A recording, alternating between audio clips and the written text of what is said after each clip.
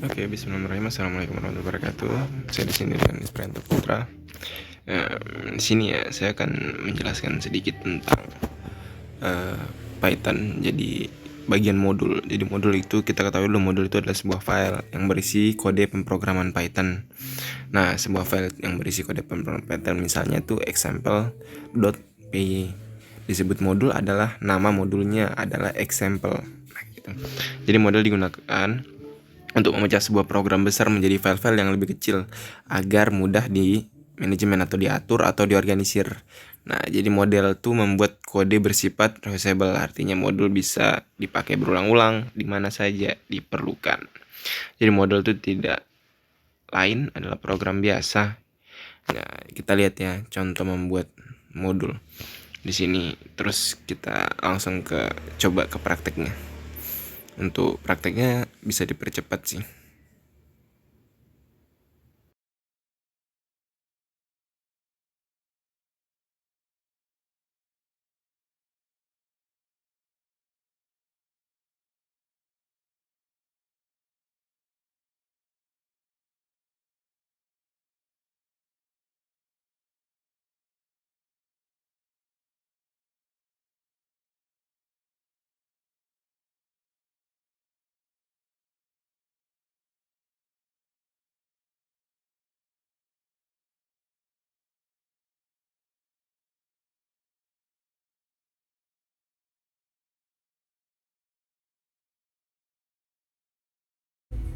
Nah, setelah itu kita jalankan.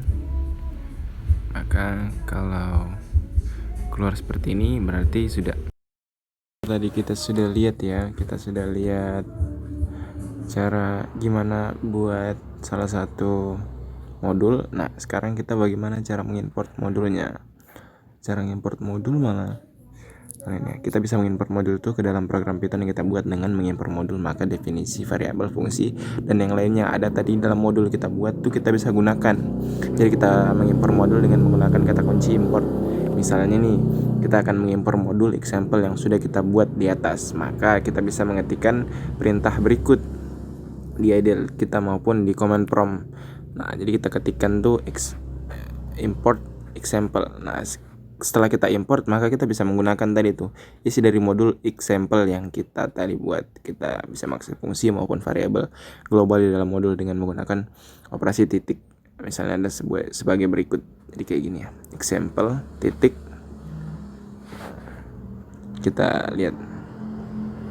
Jadi Python itu juga memiliki modul bawaan ya. Jadi misalnya modul Math, OS, SIS, dan sebagainya. Modul-modul tersebut tuh berada dalam direktori lab tempat Python terinstall. Itulah. Kita coba ya mengimport modul.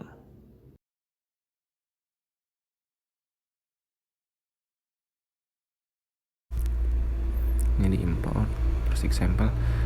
Selanjutnya kita jalankan. Kalau keluar seperti ini berarti sudah berhasil ya kita import modul example. Nah, jadi kita juga nih bisa import modul